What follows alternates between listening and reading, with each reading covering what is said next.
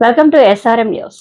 తెలంగాణ సాయుధ పోరాటం వల్లనే ప్రజలకు స్వేచ్ఛ స్వాతంత్రం లభించిందని, సాయుధ పోరాట చరిత్రను పాలకులు వక్రీకరిస్తున్నారని, తెలంగాణ సాయుధ పోరాటం గురించి మాట్లాడే హక్కు బీజేపీకి లేదని Singareni college workers union AITUC అధ్యక్షుడు వాసిరెడ్డి సీతారామయ్య పేర్కొన్నారు.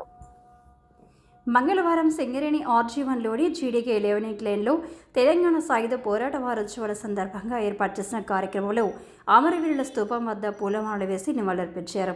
అనంతరం ఆయన ఉప ప్రధాన కార్యదర్శి మడ్డి ఎల్లాగౌడ్, బ్రాంచ్ కార్యదర్శి అరెడ్డి పోషంతో కలిసి మాట్లాడుతూ సాయుధ పోరాటాన్ని హిందూ ముస్లింల మధ్య జరిగిన సంఘర్షణ చిత్రీకరించి వక్రీకరించి సాయుధ పోరాటాన్ని హైజాక్ చేయడానికి బీజేపీ కుట్ర పన్నుతుందని ఆయన ఆరోపించారు. నైజాం పాలనలో ప్రజలపై భూస్వాముల అరాచకాలు ఆగడాలను అరికట్టడానికి కమ్యూనిస్టు పార్టీ అగ్రనాయకులు రావి నారాయణరెడ్డి, బద్దం ఎల్లారెడ్డి, ఆరట్ల రామచంద్రారెడ్డి తదితర నాయకులు సాయుధ పోరాటానికి పిలుపునిచ్చారని, ఆ పోరాటంలో ప్రజలు ఆయుధాలు చేతబట్టి భూస్వాముల మెడల వంచి 1000 ఎకరాల భూమిని పేదలకు సిపిఐ పార్టీ పంచిందని ఆయన పేర్కొన్నారు. ఈ పోరాటంలో 4000 మంది కమ్యూనిస్టులు నేల కొరిగారని ఆయన అన్నారు. ఇంతటి సాహసం, అమరత్వంతో కూడిన తెలంగాణ సాయుధ పోరాట చరిత్రను బీజేపీ హిందూ ముస్లింల మధ్య జరిగిన పోరాటంగా చిత్రీకరించి భవిష్యత్ తరాలకు తప్పుడు చరిత్రను అందిస్తే తెలంగాణ ప్రజలు సహించరని ఆయన ఆగ్రహం వ్యక్తం చేశారు. నిజాం నిరంకుశ అంతం కోసం జరిగిన సాయుధ పోరాటాన్ని స్ఫూర్తిగా తీసుకుని ప్రజా సమస్యలపై సిపిఐ అనేక పోరాటాలు చేస్తుందని ఆయన పేర్కొన్నారు.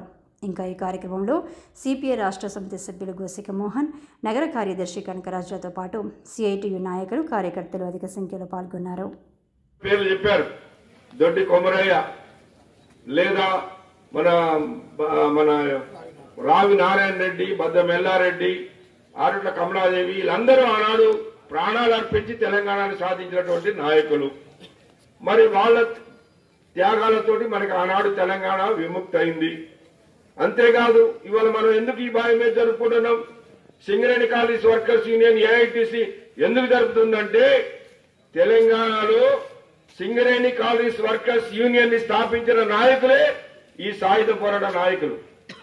శేషగిరిరావు, మగ్దు మోయినుద్దీన్, సర్వదేవగడ్డ రామనాథం, మనుబోతుల కొమరయ్య, కేఎల్ మహేంద్ర, రాజబహదూర్ గౌడ్ వీళ్ళందరూ ఎవరు?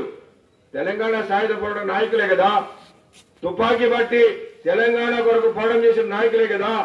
వాళ్ళందరూ కలిసి ఆనాడు ఈ సంఘాన్ని పెట్టారు. సింగరేణి కాలేజ్ వర్కర్స్ యూనియన్ పెట్టారు. కాబట్టి ఇవాళ సింగరేణిలో మనం ఈ యొక్క 70-80 సంవత్సరాల కాలంలో అనేక పోరాటాలు చేసి అనేక హక్కులు సాధించుకున్నాం.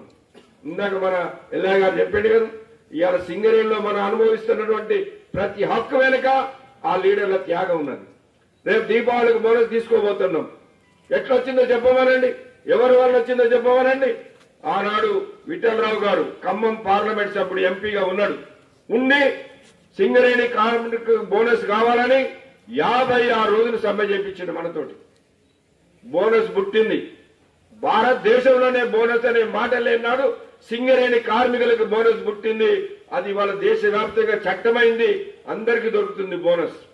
సింగరేణి కార్మికులమే ఈ దేశంలో బోనస్ రావడానికి కారకులం. మన త్యాగమే. 56 రోజులు ఆనాడు కార్మికులు పోరాటం చేశారు కాబట్టి మనకి ఆ బోనస్ వచ్చింది. రేపు లాభాల వాటా తీసుకోబోతున్నాం. ఎవరు చేసిందండి? కంపెనీ ఇచ్చిందా? గవర్నమెంట్ ఇచ్చిందా? 13 రోజులు స్ట్రైక్ చేసినాం. మన అధ్యక్షుడు కేఎల్ మహేంద్ర